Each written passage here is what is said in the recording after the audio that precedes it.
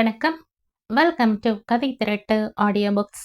இந்த வீடியோல நம்ம என்ன கதை கேட்க போறோம்னா, நாளெல்லாம் வசந்தம் கதையின் முதல் பகுதி.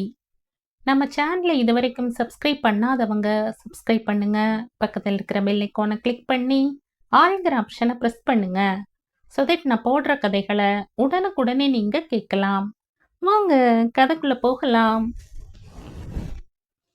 கடல் அலைகளை ரசித்தபடியே உப்பு காற்று முகத்தில் மோதிட கலைந்த ஒற்றை குழலை லாபகமாய் ஒதுக்கியபடியே எதிரே அமர்ந்திருந்த தன் காதலன் விஜயின் மேல் ஆசை ததும்பும் விழிகளை பாய்ச்சினாள் மதுரா.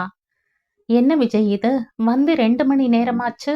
இன்னும் எத்தனை நேரம்தான் என் முகத்தையே பார்த்துட்டு இருப்பீங்க? என்ன மது, அடுத்த 1 மாதம் நீ ஷோவுக்காக மும்பை போற. அதுவரை தாங்க வேண்டாமா? சர்வர் தட்டுகளை கையில் ஏந்தியபடி வந்து கொண்டிருந்தான் இவர்களை நோக்கி. என்ன பார்த்தது போதும், வேற ஏதாவது ஆர்டர் பண்ணுங்க. ஏற்கனவே 4 தடவை சர்வர் வந்துட்டு போயாச்சு. மதுமா, சிட்டியில காதலர்களுக்கு புகலிடம் தர்றதே பீச்சும் ரெஸ்டாரண்ட்டும் தான். ஒரு ஜூஸ் ஆர்டர் செஞ்சுட்டு மணிக்கணக்கா பேசலாம், யாரும் தடை சொல்ல போறதில்ல. Your order please. அவர்களின் பேச்சை இடைவெட்டியது அந்த குரல். ஆரஞ்சு நிற சீருடை அணிந்த அவன் கையில் இருந்த சிறிய பேடில் பென்சில் மூலம் chicken fried rice, gobi manchurian என்று குறித்து கொண்டு அளவான புன்னகையுடன் நகர்ந்தான். மது, விஜயின் குரலுக்கு டிஷ்யூவில் உதட்டை அழுந்த துடைத்தபடி இருந்த மதுரா என்றாள். இந்த பயணம் அவசியம்தானா? What is this Vijay? இது நம்ம எதிர்காலம் பற்றிய விஷயம் இல்லையா? எனக்கு மட்டும் உங்களை விட்டு பிரிஞ்சு போக ஆசையா என்ன? இது நல்ல ஆப்பர்ச்சுனிட்டி. யூனோ, நான் படித்த டெக்ஸ்டைல் டிசைனிங் கோர்ஸை ப்ராக்டிக்கலா தொடர போறேன். எண்ணி 1 மாசம் தானே.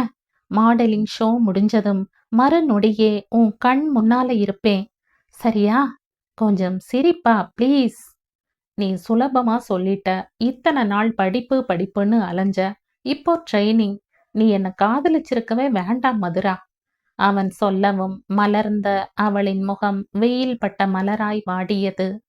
சாரி விஜய், யோசிச்சு பாரு. எங்க அம்மா அப்பாவுக்கு 2வது மனைவிதான். ஆனா நீலா அம்மா ஆதிராவை எப்படி பார்த்துக்கிறாங்களோ அப்படித்தான் என்னையும் கவனிச்சுக்கிறாங்க. எந்த பொண்ணும் தன்னோட கணவனை பங்கு போட முன் வரமாட்டா. ஆனா நீலாம்மா எங்களை ரொம்ப அன்போட நடத்துறாங்க.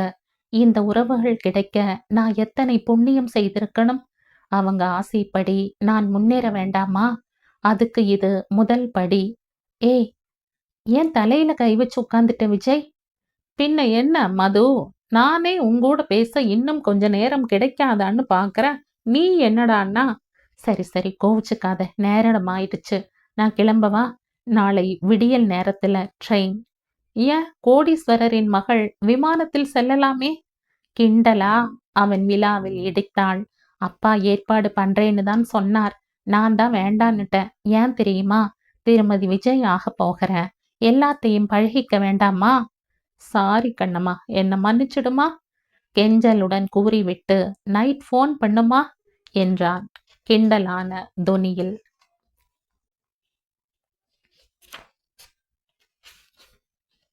நிச்சயமா, அவன் தலையில் அடித்தாள். இருவரும் புன்னகையுடன் வெளியேறி பைக்கில் ஒன்றாய் அமர்ந்து சென்ற அந்த காட்சியை கண்ட 2 கண்கள் கோபத்தில் அகண்டு விரிந்தன. சந்தான பாரதி ஆதிரா சில்க்ஸின் அதிபதி, சமூகத்தில் ஒரு முக்கியமான அந்தஸ்தில் இருப்பவர். சிறு வயதில் தன் சொந்த ஊரான மதுரைக்கு சென்றபோது பார்வதியை காதலித்து மணந்தார். 2 வருட இனிய இல்லறம் ஒவ்வொரு நாளுமே இன்பமாய் ஆராய் பெருக்கெடுத்து ஓட நாட்கள் நகர்ந்தன. ஆனால் அவர்களின் அன்பின் அடையாளமாய் ஒரு குழந்தை இல்லாமல் போனது. கோபக்காரரான தந்தைக்கு பயந்து தன் திருமணத்தை மறைத்து வைக்க அதுவே எதிர் விளைவை தோற்றுவித்தது. சந்தான பாரதிக்கு அவருடைய மாமா மகள் நீலாவை திருமணம் செய்ய ஏற்பாடு நடக்க மெல்லவும் முடியாமல் முழுங்கவும் முடியாமல் தவித்தார் அவர். பார்வதிதான் இந்த இக்கட்டான நேரத்தில் கூட கணவரை சமாதானப்படுத்தினார். என்னங்க, நமக்கும் கல்யாணமாகி 2 வருஷம் ஆச்சு. இன்னும் குழந்தை இல்ல. இப்போ இருக்கிற சூழ்நிலையில உங்க பெத்தவங்க கிட்ட நம்ம விஷயத்தை சொல்லவும் முடியாது.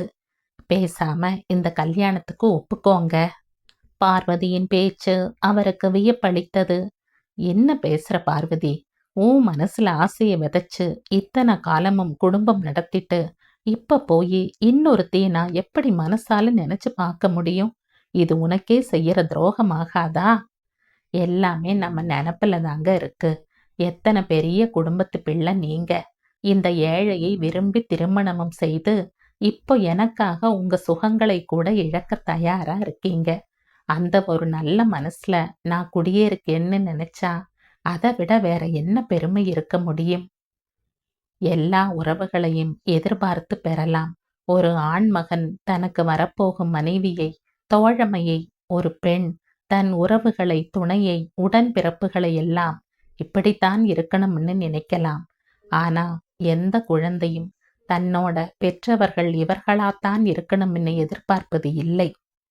பெத்தவங்க தான் வாழும் தெய்வங்கள். அவங்கள காயப்படுத்த வேண்டாம். நம்ம விருப்பத்தை தெரிவிக்கும் சமயம் இது இல்ல. ஆனா உன் நிலைமை, இப்போ நீங்க ஒண்ணும் என்ன கைவிடலையே. இதே மாதிரி அன்போட நீங்க எப்பவும் இருந்தா அதுவே எனக்கு போதும். வேற எதையும் நான் உங்ககிட்ட இருந்து எதிர்பார்க்கலைங்க. சந்தான பாரதி அரை குறை மனதோடு ரயில் ஏறினார். பார்வதியின் தூரத்து உறவான ஒரு பெரியவரின் தயவில் அவளுக்கு டீச்சர் வேலை கிடைக்க ஏதோ வண்டி ஓடிக்கொண்டிருந்தது. சந்தான பாரதியும் அவ்வப்போது வந்து போவதுண்டு. அக்கம் பக்கத்தினரின் துளைக்கும் விழிகளுக்கு அவர் வெளியூரில் பணிபுரிவதாயும் விடுமுறைக்கு மட்டும் வந்து செல்வதாயும் கூறப்பட்டது. சொல்லி வைத்தாற்போல முதல் வருடமே ஆதிரா பிறந்துவிட காட்டன் மில்ஸ் தொழிலோடு ஆதிரா சில்க்ஸ் என்ற ஜவுளி கடையை நிறுவினார். எல்லாம் சீராய் ஓடிக்கொண்டிருந்த நேரம் பார்வதி தான் கருவுற்று இருப்பதாக தகவல் தெரிவித்தாள். நீலாவின் காதுக்கு விஷயம் எட்டாமல் தன் முதல் மனைவியை சந்தித்து வந்தார். வருடங்கள் உருண்டோடின. சந்தான பாரதியின் பெற்றோர்களும் ஒன்றன் பின் ஒன்றாய் காலமாகிவிட நீலாவிடம் எப்படியாவது பார்வதியை பற்றி தெரிவித்து விட வேண்டும் என்று எண்ணி முயன்று தோற்றுப்போனார். காரணம் நீலாவின் பிடிவாத குணம். அவள் நல்லவள்தான். ஆனால் தான் நினைப்பது செய்வது மட்டுமே சரி என்பாள். கணவன் மனைவி இருவருக்குள்ளும் அநேக கருத்து வேறுபாடுகள் உண்டு. ஆனால் அது மகள் ஆதிராவுக்கு தெரியாமல் பார்த்து கொள்வார்கள். உண்மையை நீண்ட நாள் ஒளித்து வைக்க முடியாது. பார்வதிக்கு துணையாயிருந்த அந்த வயதானவர் இறந்த பின் பார்வதியை ஊருக்கு அழைத்து வர வேண்டிய கட்டாயம் ஏற்பட்டது சந்தான பாரதிக்கு. தவிரவும் மதுராவும் தன் மகள், அவளும் சுகங்களை பெற்று சமூகத்தில் அந்தஸ்துடன் வாழ வேண்டும் என்ற நினைவில் நீலாவிடம் திக்கித் திணறி அத்தனையையும் கூறிவிட்டார் அவர். மிக நீண்ட மௌனத்திற்கு பின், நான் அவங்கள பார்க்கணும் என்றாள் நீலா. மறுநாளே அவர்களை அழைத்து வந்துவிட்டார் சந்தான பாரதி. மிகுந்த மனபாரத்துடன் தான் இருவரும் அந்த மாளிகையின் படி ஏறினார்கள். நீலாவிற்கு பின்னால் ஒளிந்திருந்த ஆதிராவை கண்டதும் ஒரு பயப்பந்து உருண்டது அவருக்கு. 12 வயதான அந்த சிறு பெண்ணிடம் தான் கூனி குறுகி நிற்கும்படி நீலா கத்தி ஆர்ப்பாட்டம் செய்து விடுவாளோ என்றுதான் பயந்தார். ஹாலில் சோஃபாவில் அமர்ந்தனர் அனைவரும். இறுக்கமான சூழ்நிலை. யார் பேசுவது என்ற தயக்கம் ஒவ்வொருவருக்கும். ஆனால் பெரியவரின் தயக்கம் குழந்தைகளுக்கு எதுக்கு? வந்த 10 நிமிடங்களில் ஆதிராவும் மதுராவும் நல்ல தோழிகளாயினர். இருவரும் அவரவர் தாயின் முன் நின்று கொண்டு, அம்மா, இந்த மதுவை எனக்கு ரொம்ப பிடிச்சிருக்குமா. மதுராவோ பார்வதியிடம், என்னம்மா, நாம நீலாம்மா அக்கா கூட இந்த வீட்டிலேயே இருப்போம்மா. அங்க போனா நம்ம மட்டும் தானே தனியா இருக்கணும். இங்கேனா அப்பாவும் நம்ம கூடவே இருப்பாங்க. இல்ல, ப்ளீஸ்மா, சரின்னு சொல்லுமா. குழந்தை மதுவின் கெஞ்சலும் பார்வதி அதற்கு பதில் கூற தெரியாமல் நீலாவின் முகத்தையும் கணவரின் முகத்தையும் மாறி மாறி பார்த்த தவிப்பும் நீலாவை மனம் இறங்க செய்திருக்க வேண்டும். தானாகவே முன் வந்து, இனிமே நீயும் உங்க அம்மாவும் இங்கதான் இருக்க போறீங்க. அப்போ உங்களையும் நான் அம்மானே கூப்பிடலாம். நான் உங்க அம்மாவுக்கு அக்கா முறை, புரியுதா? மதுவின் இளங்கன்னத்தில் தட்டினாள். ஆதி, உன் தங்கையை கூட்டிக்கிட்டு விளையாடப் போ. பிள்ளைகளை அனுப்பிவிட்டு பார்வதியிடம் வந்தாள். பார்வதி, அவர் என்கிட்ட இப்போதான் எல்லா விஷயமும் சொன்னார். இத முன்னாடியே சொல்லி இருந்திருந்தா நாம இத்தனை நாள் பிரிஞ்சிருக்க வேண்டிய அவசியம் இல்ல. அக்கா, உங்களுக்கு என் மேல எதுவும் கோபம் இல்லையே? ச்சே, அவரோட வாழ்க்கையில எனக்கு முன்னாடியே வந்தவன் நீ. பிள்ளைங்க வந்துட போறாங்க, வந்து குளிச்சுட்டு சாப்பிடு. இதுவும் வீடுதான், இயல்பா இரு. சொல்லிவிட்டு நகர்ந்து விட்டாள் நீலா. பார்வதியும் சந்தான பாரதியும் வியப்பை முகத்தில் கொண்டு வந்தனர். அன்றில் இருந்து இன்று வரை அதே சுமூகமான நிலை நீடித்து வருகிறது. சந்தான பாரதி மனைவிகள் விஷயத்தில் மட்டுமல்ல, மகள்கள் விஷயத்திலும் கொடுத்து வைத்தவர்தான். ஆதிரா சுண்டினால் ரத்தம் வரும் அளவுக்கு நிறம், சுடர் வீசும் பேரழகு, MBA பட்டதாரி.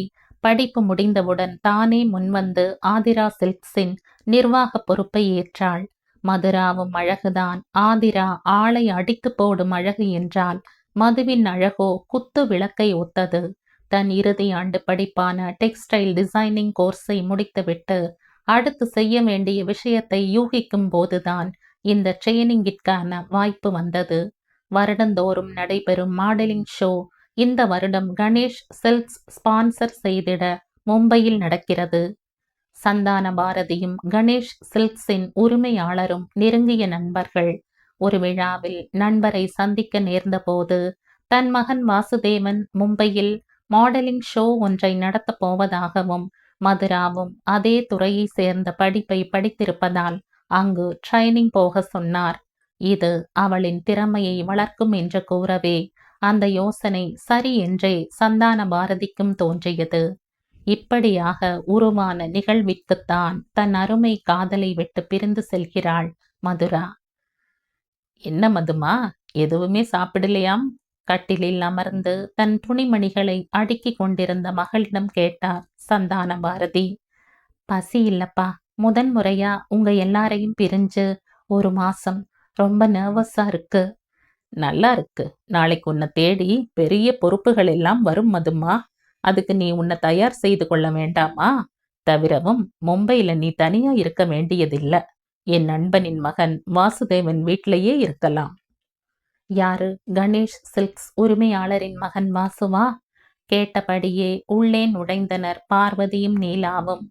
ஆமா, இந்த ஷோவை நடத்த போறதே அவன்தானே. மதுவுக்கு நல்ல துணையா இருப்பான். அந்த துணையாக என்ற வார்த்தைக்கு அப்பா அதிக அழுத்தம் தந்ததாய் தோன்றியது மதுவிற்கு. அக்கா எங்க? பேச்சை மாற்றினாள். இன்று ஷோரூமில் சம்பள நாள் இல்லையா, வர தாமதமாகும் என்று போன் செய்திருக்கிறாள். சரி மதுமா, அம்மாவை பால் தர சொல்ற. நீ தூங்கு. காலையில 4 மணிக்கு அலாரம் செட் பண்ணிருக்க. மகளின் தலையை வாஞ்சையோடு வருடிவிட்டு சென்றார் தந்தை. எல்லாம் எடுத்துக்கிட்டியா மதுரா? ஆச்சுமா. போயிட்டு ஃபோன் பண்ணு. 1 மாசம் உன்னை பார்க்காம எப்படி இருக்க போறேன்னு தெரியல. கவலைப்படாதீங்கம்மா, நான் நல்ல விதமா இருப்பேன். நீலா பீங்கான் கோப்பையில் பாலை நிரப்பியபடி வந்தாள். இந்த மது, இந்த பாலை குடிச்சிட்டு தூங்கு. எல்லாம் பேக் பண்ணிட்டியா? ஆ, all the best Madhura. Definitely you have a bright future. Thank you Neelamma. பெரியவர்கள் நகர்ந்ததும் மதுரா தன் செல்போனை எடுத்து விஜயின் எண்களை உற்று எடுக்க மறுமுனையில் பார்த்த முதல் நாளே பாடல் கேட்டது. வெண்மையான பனி மலர்களை தூவியபடியே புலரும் அதிகாலை விடியல். ஜன்னலின் வெளியே இலைகளின் பனித்துளி முத்தமிட்டு கொண்டிருக்க, மலர்ந்த பூக்களில் வண்டுகளின் ரீங்காரம். குளிர்ந்த காற்று உடலை தழுவ, அலங்காரமான அந்த அறையின் நடுவில் இருந்த கடிகாரத்தை நோக்கினாள் ஆதிரா. நேரம் 5:30 காட்டியது. இரவு வீடு திரும்பும் நேரம். நள்ளிரவு 1 மணி. எத்தனை நேரங்கழித்து உறங்கினாலும் அதிகாலையிலேயே எழுந்துவிடும் பழக்கம் அவளுக்கு படிக்கும்போது ஒட்டி கொண்டது. சோம்பல் முறிப்பதற்காக கண்ணாடி முன் நின்று கைகளை மேலே உயர்த்தினாள். ஸ்லீவ்லெஸ் நைட்டியில் அவள் செழுமைகள் பளிச்சிட்டது. ஆதிரா சரீலென திரும்பினாள். என்ன சித்தி? பால் எடுத்துட்டு வந்தேன், நீ சாப்பிட கூட இல்லையேம்மா. கொஞ்சம் வேலை அதிகம், தீபாவளி நெருங்குது இல்லையா, அதனால ஸ்டாக் எடுத்து வச்சிருந்தோம், அதனால தான் லேட் ஆயிடுச்சு. பார்வதி கொடுத்த பாலை உறிஞ்சியபடியே கூறியவள் ஏதோ நினைவு வந்தவளாய், மதுரா போயாச்சா என்றாள். உங்கிட்ட சொல்லிட்டு போக காத்திருந்தா, நீ வர தாமதம் ஆயிடுச்சுல்ல, அதனால தான். சரிம்மா, நீ கொஞ்ச நேரம் தூங்க வேண்டியது தானே. தூங்கணும். கோப்பையை திருப்பி தந்துவிட்டு நகர்ந்தாள். ஆதிரா எப்பவுமே இப்படித்தான். மதுராவைப் போல் கலகலப்பான சுபாவம் கொண்டவள் இல்லை. நறுக்கு தெரித்தாற்போல்தான் வார்த்தைகள் வந்து விழும். அந்த கண்டிப்பும் கராரும் தான் இத்தனை பெரிய துணிக்கடையை நிர்வகிக்கும் திறன் அவளுக்கு வந்தது போலும் என்று பார்வதி அவ்வப்போது நினைப்பதுண்டு. சிறுமியாக இருந்த ஆதிராவுக்கும் குமரியான இவளுக்கும் தான் எத்தனை வேறுபாடு. அவள் எந்நேரமும் பார்வதியம்மா என்று கழுத்தை கட்டிக்கொள்வாள். பெரியவளான சில நாளிலேயே அவள் பழக்கம் மெல்ல மெல்ல மாறத் தொடங்கியது. முன்பு போல அதிகம் பேசுவதில்லை, அளந்துதான் பேசுகிறாள். பார்வதியை அம்மாவென்று அழைத்தவள் சித்தி என்று கூப்பிட்டாள். சில நேரம் அவள் முகத்தில் குழப்ப ரேகைகள் படருவதுண்டு. ஆனால் குழந்தை மனம் கொண்ட பார்வதியால் அதையெல்லாம் புரிந்து கொள்ள முடியவில்லை. பார்வதி வெளியே வந்ததும் அறை கதவு மூடிக்கொண்டது. எதிர்பட்ட கணவரிடம் எங்க போறீங்க என்றாள். ஆதிராவை பார்க்க, பேசணும். ஆமா, நீங்க என்ன பேச போறீங்கன்னு தெரியாது. இரவெல்லாம் கண் முழிச்சிட்டு இப்பதான் படுக்க போறா. எது பேசணும்னாலும் காலையில 10 மணிக்கு பேசுங்க என்று கணவனை அழைத்து கொண்டு போனார் பார்வதி. ஆதிரா சில்க்ஸ் பிரம்மாண்டமான பெயர் பலகையுடன் தியாகராய நகரின் முன்னணியில் கம்பீரமாய் நிமிர்ந்து நிற்கும் 5 மாடி கட்டிடம். புடவைகள், ஆண்களின் உடைகள், குழந்தை உடைகள் என்று அனைத்து புளோர்களிலும் கூட்டம் நிரம்பி வழிந்தது. சேல்ஸ்மேன்கள் இயந்திரத்தனமாய் இயங்கிக் கொண்டிருக்க, தன் குளிர் சாதன அறையில் அமர்ந்து கொண்டு அன்றைய தினம் பர்ச்சேஸ் பில்களை சரி பார்த்தபடியே டிவியையும் கவனித்துக் கொண்டிருந்தாள். திடீரென ஒரு கட்டத்தில் அவள் கண்கள் நிலைத்து நின்றன. சிகப்பு சட்டை அணிந்து பளீர் என்ற பல் வரிசையுடன் யாரோ ஒரு வயதான பெண்மணியுடன் சிரிப்பது. இவன் இவன் மதுராவுடன் பீச்சில் பார்த்தவனாயிற்றே. அவள் யோசித்துக் கொண்டிருக்கும் போதே அடுத்த புளோர் திரையில் விழுந்தது. அது அனைத்து புளோர்களில் அமைக்கப்பட்ட அட்டாச்ட் வீடியோ கேமரா மூலம் தோன்றும் காட்சிகளை படமாக்கும் டிவி. 2வது புளோரில் சாரீஸ் கலெக்ஷன்ஸ். அங்குதான் அவன் இருந்தான். அடுத்த செகண்ட் கவுண்டர் வர 5 நிமிடங்கள் பிடிக்கும். அதுவரை காத்திருக்க தோன்றாமல் அறையை விட்டு வெளியேறி செகண்ட் புளோருக்கு விரைந்தாள். பட்டுப்புடவை செக்ஷனுக்கு வந்தாள். முதலாளி வரவும் அவ்விடம் மேலும் விரைப்பானது. கண்களை நாலாபுறமும் சுழற்றினாள். அவன் இல்லை. மறுபடியும் விஷுவல் பார்த்தாள். அவன் கிரவுண்ட் புளோரில் பில் பே பண்ணி கொண்டிருந்தான். அருகில் இருந்த இன்டர்காம் மூலம் கேஷ் கவுண்டருக்கு பேசினாள். இப்போ எத்தனாவது பில் ஓடிட்டுருக்கு என்றாள். 307 மேடம். Okay, carry on. பெரிய கடைகளில் இது போல கேஷ் கவுண்டருக்கு பேசி எத்தனை மணிக்கு எவ்வளவு பில் போயிருக்கு என்று கேட்பது வழக்கம். இறங்கி டெலிவரி கவுண்டருக்கு வந்தாள். வாங்கிய பொருட்களை சரி பார்த்தபடியே அங்கிருந்து நகர்ந்தனர் விஜயும் அந்த பெண்மணியும். லாஸ்ட் பில் நம்பர் என்ன? 307 மேடம்.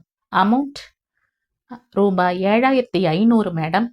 சரி Kesavan, come to my room. Yes madam. அந்த டை கட்டியவன் அவள் பின்னாலேயே சென்றான். கேசவன், பில் நம்பர் 307ஓட அட்ரஸ் எனக்கு வேணும். அட்ரஸ் நாம எழுதி வாங்கறது இல்லையே. அந்த பில்லோட காப்பி தாங்க. அதில் அமௌண்ட் 7000க்கு மேலே. நார்மலா 5000க்கு மேலே எடுத்தாலே நாம குலுக்கல் முறையில் ப்ரைஸ் தரோம் இல்லையா? அதுக்கு அட்ரஸ் வாங்கி வச்சிருப்பீங்களே, அதையும் எடுத்துட்டு வாங்க. அவன் விரைந்து அடுத்த 5 நிமிடத்திற்கு பின் வந்தான். கையில் ரோஸும் வெள்ளையும் கலந்த கம்ப்யூட்டர் பில்லை கவனித்தாள். அந்த பில்லிற்கான ரசீதை பிரித்தாள். அவள் பிரித்த வேகம் கேசவனை வியக்க செய்தது.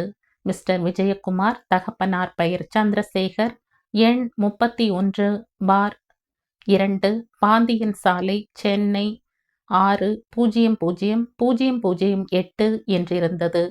தொலைபேசி எண் 25952210 என்றிருந்ததை தன் செல்போனில் குறித்து கொண்டு திருப்பித் தரவும் வெகு பவ்யமாய் அதை பெற்றுக்கொண்டு வெளியேறினான் கேசவன். பரப்பி வைத்திருக்கும் உணவு வகைகள் ஒன்றுமே பிடிக்கவில்லை ஆதிராவுக்கு.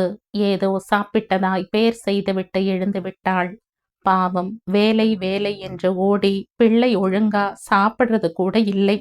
பெரியவர்கள் அங்கலாய்த்தனர். ஆதிராவின் மனதில் மாபெரும் போராட்டம் நடந்து கொண்டிருந்தது. அன்றைய காட்சி மனதில் நிழலாடியது. அன்று ஹோட்டலில் விஜயின் அருகில் மதுராவின் முகத்தில் தான் எத்தனை சந்தோஷம், எத்தனை திருப்தி! இதை வளரவிடக்கூடாது.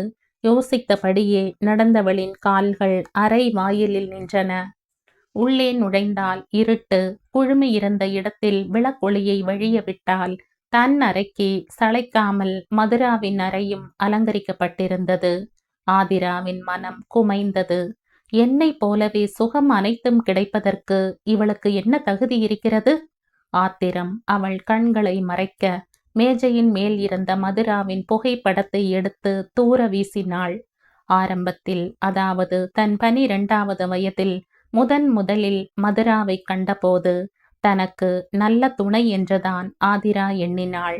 ஆனால் விவரம் புரிய புரியவும் சக தோழிகளின் கிண்டல் பேச்சுகளும் அவளுக்கு மதுராவின் மேல் கோபமாக வந்தது. ஆனால் தாயும் தந்தையும் மதுராவிடமும் பார்வதியிடமும் காட்டும் அன்பு அவளை ஒரு முறை யோசிக்க வைத்தது. இருந்தாலும் மனம் வெறுப்பில் புகைந்தது. குழந்தைகளுக்கு தன் பெற்றவர்கள்தான் ரோல் மாடல்களாக விளங்குவார்கள். ஒரு குறிப்பிட்ட வயதுக்கு பிறகு தாயின் மேல் உள்ள ஈர்ப்பு தந்தையின் மேல் மாறும். பிள்ளைகள் மனதில் அவர் ஒரு ஹீரோ போல தோன்றுவார். சக தோழிகளிடம் என் அப்பா தான் அப்படி இப்படி என்று பெருமை பேசும் பழக்கம் குழந்தைகளுக்கு உண்டு. அப்படிப்பட்ட பேச்சுகளில் நண்பர்களின் நடுவில் பெரும் காயப்பட்டாள் ஆதிரா. காரணம், தன் தந்தைக்கு 2 மனைவிகள் கொண்டதால் தான் என்பது அவள் மனதில் ஆழ பதிந்து விட்டது. அவள் தனக்குள்ளேயே புழுங்கினாள்.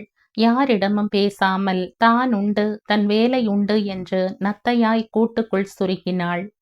சில நேரங்களில் தாய் தனிமையில் கண்ணீரில் கரைவதைக் கண்டிருக்கிறாள்.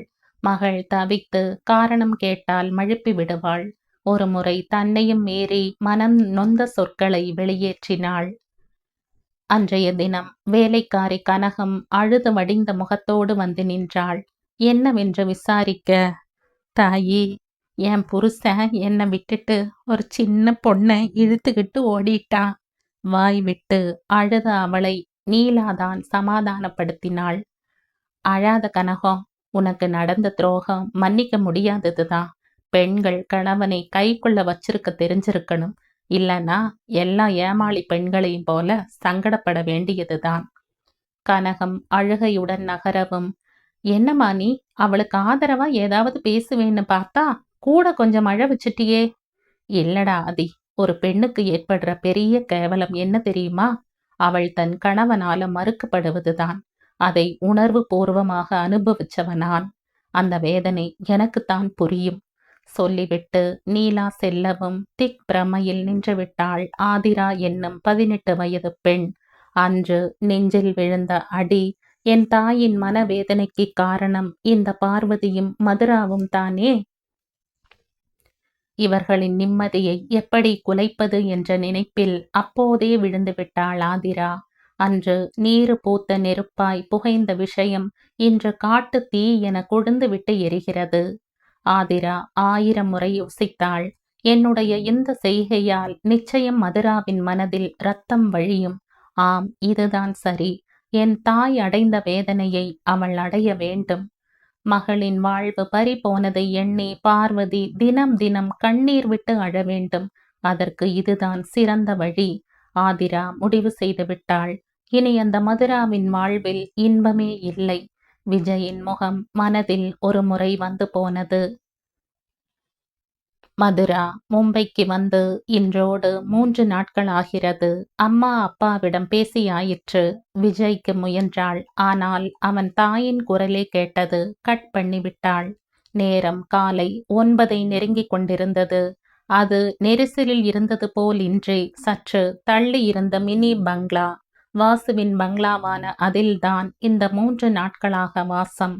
சுவர் முழுவதும் ஓவியங்கள், மார்பிள் பதிக்கப்பட்ட தரை, கண்ணாடி கதவுகளை மறைக்கும் அழகான திரைச்சீலைகள், சுற்றிலும் மயக்கும் பல வண்ண மலர் செடிகள், ஃபவுண்டன்ஸ், ஷாண்ட்லியர் விளக்குகள் என குறை சொல்ல முடியாத பங்களா அது. அத்தனை பெரிய வீட்டில் வாசுவும் சமையல்கார மாதவனும் தான். வழக்கமாக காலை 8 மணிக்கே காஃபியுடன் மாதவன் வந்து விடுவான். ஆனால் ஏனோ இன்று 1 மணி நேரம் மேலாகியும் காணவில்லை. யோசனைகள் பின்னலிட எழுந்து சமையல் கட்டுக்கு வந்தாள். வாசு இரவு உடையில் தோளில் துண்டுடன் பார்க்கவே வேடிக்கையாயிருந்தது. என்ன வாசு இது வேஷம்? கலகலவென சிரித்தான். ஏன் சிரிக்க மாட்ட மது? மாதவனோட அம்மாவுக்கு உடல் நலம் இல்லையாம்மா. நைட் ஃபோன் வந்தது, பறந்துட்டா. எனக்கு காலையில காஃபி சாப்பிட்டே ஆகணும். அதான் கிடந்து அல்லாடுறேன். நகருங்க, நான் கொண்டு வரேன். காஃபி போடுற அழக பாரு. தேங்க்யூ. அவன் விலக இருவருக்குமாய் அளவாய் சர்க்கரை ப்ரூவை கலந்து காஃபி தயாரித்து ட்ரேயில் எடுத்து சென்றாள். காஃபி எப்படி வாசு? ஃபைன். ஏன் மது, மல்டி மில்லியனர் சந்தான பாரதியோட டாட்டர், உனக்கு காஃபி கூட போட தெரியுமா? கடவுளே, நான் நல்லா சமைப்பேன் வாசு. எங்க அம்மா எனக்கு எல்லாம் சொல்லி தந்திருக்காங்க. சரி, காஃபியை குடி, ஆறிட போகுது. இருவரும் காஃபியை பருகினார்கள். வாசு சந்தான பாரதியின் நண்பரின் மகன். மும்பையில் மாடலிங் ஷோ நடத்தி வருகிறான். இப்போது கூட நவநாகரீக உடைகளுக்கான ஷோவிற்குத்தான் மதுவும் தன் டிசைன்களை தரவும் ட்ரெயினிங்கிற்காகவும் வந்திருக்கிறாள். வந்த நாளிலேயே, முதல் பார்வையிலேயே வாசுவை அவளுக்கு ரொம்பவும் பிடித்து போனது. ஆண்களில் கூட அத்தனை அழகு உண்டா என வியந்தாள் மதுரா. உதாரணமாய் அவன் கண்கள் அன்பும் கருணையும் வழியும் கண்கள். அந்த கண்களின் வசீகரம் எவரையும் கவர்ந்திழுக்கும். அத்தனை வசீகரம். சிவந்த நிறம் அவன் கம்பீரத்திற்கு மேலும் அழகு சேர்த்தது. வாசு, ஷோ எப்ப நடக்க போகுது? 10ஆம் தேதி, அதாவது இன்னும் 12 நாட்கள். அதுவரையில ட்ரெயினிங் தான். நம்மிடம் மொத்தம் 8 கம்பெனிகள் இருக்கு.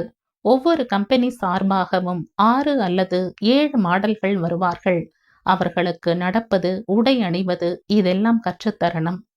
நம்ம ஷோ மெரிடியன் ஹால்ல நடக்குது. ஸ்டேஜில் ஒய்யாரமா மிடுக்கா நளினமும் அழகும் சேர நடக்க பயிற்சி தரணும்.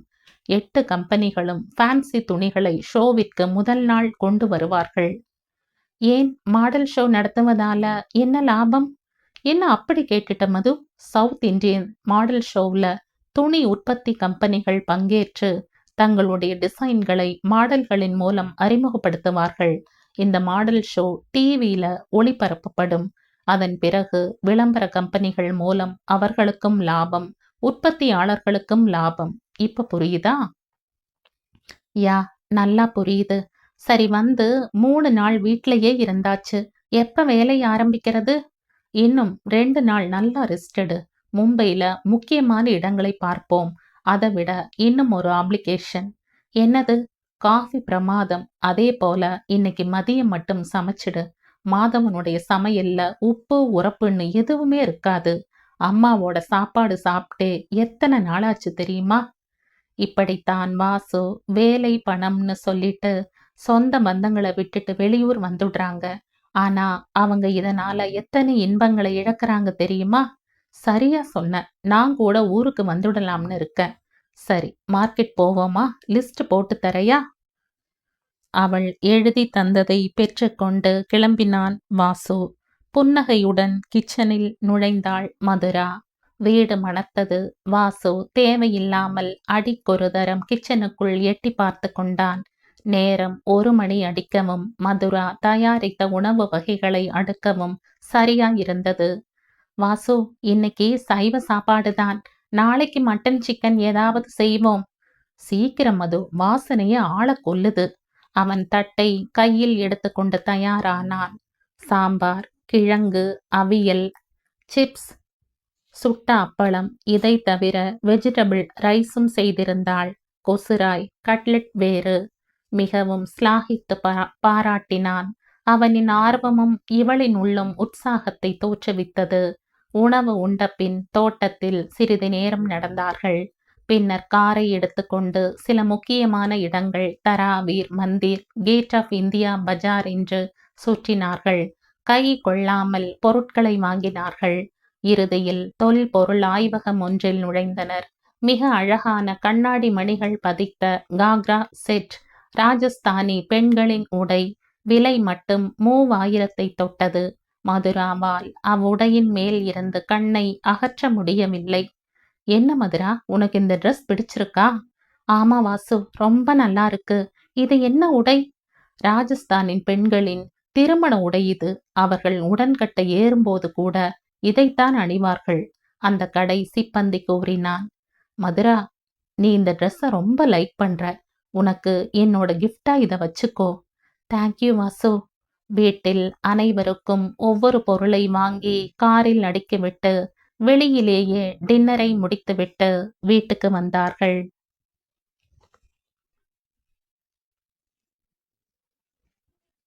இந்த கதையின் தொடர்ச்சியை அடுத்த பதிவில் கேட்கலாம். நன்றி.